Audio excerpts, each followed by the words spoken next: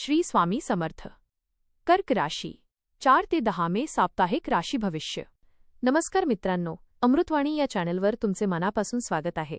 हा आठवडा तुमच्यासाठी थोडा वेगळा अनुभव देणारा आहे. मनात खूप विचार, थोडा गोंधळ आणि त्याचवेळी काही नवीन गोष्टींची चाहूल लागेल.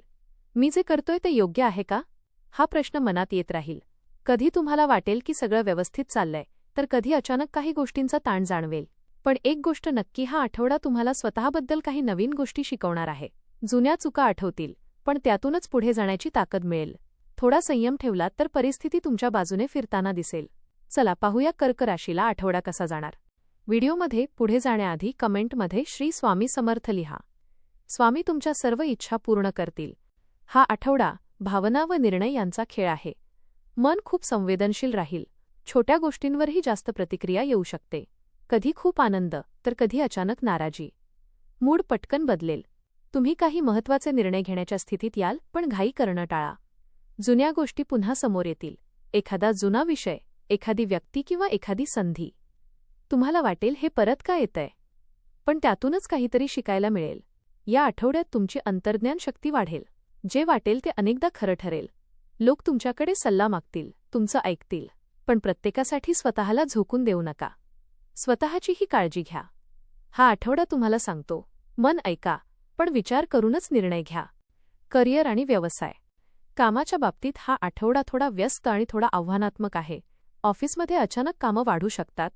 एक संपत नाही तोपर्यंत दुसरं समोर येईल. सुरुवातीला थोडं गोंधळल्यासारखं वाटेल, हे सगळं कसं पूर्ण करायचं, पण तुम्ही शांत राहिलात तर सगळं हळूहळू नीट होईल. वरिष्ठ तुमच्याकडून जास्त अपेक्षा ठेवतील, पण तुमची मेहनत त्यांना दिसेल. काही जणांना नवीन जबाबदारी मिळू शकते. सुरुवातीला अवघड वाटेल, पण पुढे फायदा होईल. सहकाऱ्यांशी संवाद नीट ठेवा. छोट्या गोष्टीवरून गैरसमज होऊ शकतात. कामात थोडा बदल करण्याची गरज वाटेल. नवीन पद्धती वापरायची इच्छा होईल. व्यवसाय करणाऱ्यांसाठी हा आठवडा स्थिर आहे, पण मोठे निर्णय टाळा. जुने ग्राहक आणि चालू कामावर लक्ष ठेवा. त्यातूनच फायदा मिळेल. आठवड्याच्या शेवटी एखादी चांगली संधी मिळू शकते. आर्थिक स्थिती. पैशाच्या बाबतीत हा आठवडा थोडा जपून चालण्याचा आहे. उत्पन्न ठीक राहील, पण खर्च अचानक वाढू शकतो. घरासाठी, कुटुंबासाठी किंवा स्वतःच्या मनापोटी काही खर्च होईल. कधी वाटेल पैसे कुठे गेले कळलंच नाही. म्हणूनच बजेट ठेवणं खूप गरजेचं आहे. अनावश्यक खर्च टाळण्याचा प्रयत्न करा. जुनी देणी परत मिळण्याची शक्यता आहे. थोडा दिलासा मिळेल. गुंतवणूक करताना विचारपूर्वक निर्णय घ्या. कोणाच्याही सांगण्यावर लगेच विश्वास ठेवू नका. काही नवीन कमाईचे मार्ग दिसू शकतात, त्यावर लक्ष ठेवा. आठवड्याच्या शेवटी आर्थिक स्थिती थोडी सुधारेल. एक सल्ला, जितकं कमवाल त्यापेक्षा थोडं कमी खर्च करा. प्रेम, नातेसंबंध आणि वैवाहिक जीवन. प्रेमाच्या बाबतीत हा आठवडा खूप भावनिक आहे. कधी खूप जवळीक वाटेल तर कधी थोडं अंतर जाणवेल. छोट्या गोष्टींवरून गैरसमज होऊ शकतात. विशेषतः संवाद कमी झाला तर. मनातलं स्पष्ट बोललात तर सगळं ठीक होईल. अविवाहित लोकांसाठी एखादी नवीन ओळख होऊ शकते. ती व्यक्ती सुरुवातीला साधी वाटेल, पण पुढे महत्त्वाची ठरू शकते. विवाहित लोकांनी जोडीदाराला वेळ द्यावा. त्यांना ऐकून घ्या. कुटुंबात एखाद्या गोष्टीवरून थोडे मतभेद होऊ शकतात, पण ते लवकर मिटतील. भावनांच्या भरात निर्णय घेऊ नका. थोडा वेळ घ्या. या आठवड्यात प्रेम टिकवण्यासाठी संयम आणि समजूतदारपणा खूप गरजेचा आहे. लक्षात ठेवा, नातं जपायचं असेल तर बोलणं थांबवू नका. कुटुंब आणि सामाजिक जीवन. कुटुंबाच्या बाबतीत हा आठवडा समाधान देणारा आहे. घरात काही चांगल्या गोष्टी घडतील. एखादी आनंदाची बातमी मिळू शकते. मोठ्यांचा सल्ला उपयोगी पडेल. मित्रांसोबत वेळ घालवायला मिळेल. मन हलकं वाटेल. जुने मित्र पुन्हा संपर्कात येतील. जुन्या आठवणी ताज्या होतील.